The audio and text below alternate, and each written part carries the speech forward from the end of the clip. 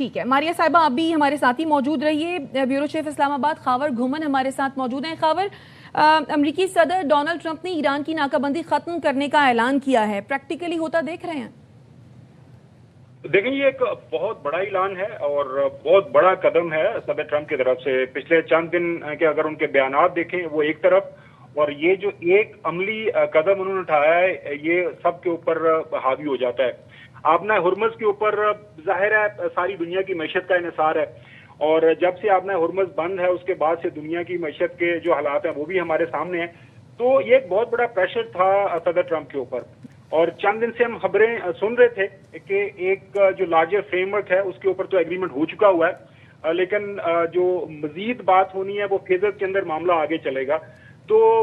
میں نے چند دن پہلے بھی اپنے پروگرام میں بھی یہ بات کی تھی کہ اگر کہا جائے کہ ایگریمنٹ ہو چکا ہوا ہے تو اس میں کوئی غلط بیانی نہیں ہوگی۔ جب اسلام آباد میں بھی آئے تھے اس وقت آپ کو یاد ہوگا جے ڈی وینس تب بھی یہ معاہدہ ہوتے ہوتے رہ گیا تھا، لیکن دیکھ درست آئے۔ اس قدم کے بعد مجھے لگ رہا ہے جو درست سندھ کی طرف ساری ڈیولپمنٹ ہونا شروع ہو جائے گی، اور جو ایک بات چل رہی ہے کہ انیشلی 60 دن کا سیز فائر ہو جائے گا، اور اس کے اندر تمام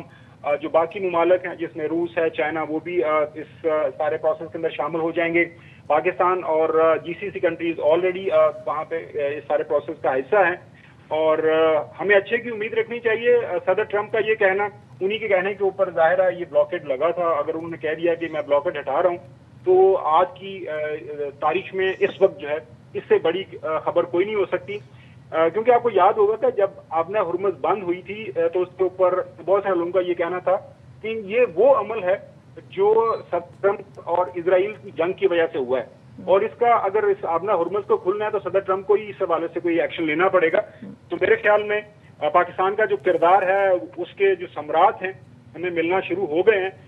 بہت سارے جو نئے سیلز ہیں، وہ جو ناقد لوگ ہیں، ان کا یہی خیال تھا کہ پاکستان یہ جو کام کر رہا ہے اس میں کامیابی نہیں ملے گی، تو یہ دیکھیں الحمدللہ ایک اچھے خوشی کا موقع ہے، عید کا تیسرا دن ہے بے شک، اور ایسی خبر ملنا،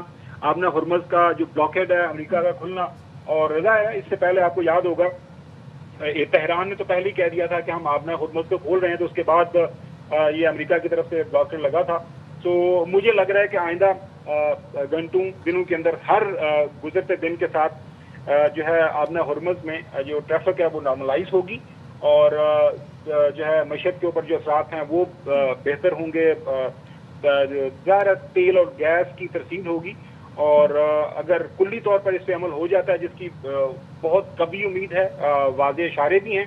تو ایران کے پاس بھی کوئی اس کے بعد پھر ایسی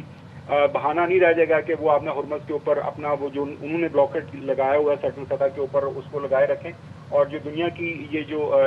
شپمنٹ ہے، جو شپمنٹ لائنز ہیں وہ کھل جائیں گی۔ تو میرے خیال میں یہ بہت اچھی خبر ہے اور بہت بڑی خبر ہے۔ یہ بالکل خاور صاحب نے درست فرمایا، آپ کے خیال میں بڑی اچھی خبر ہے، پورے ریجن کے لیے بڑی اچھی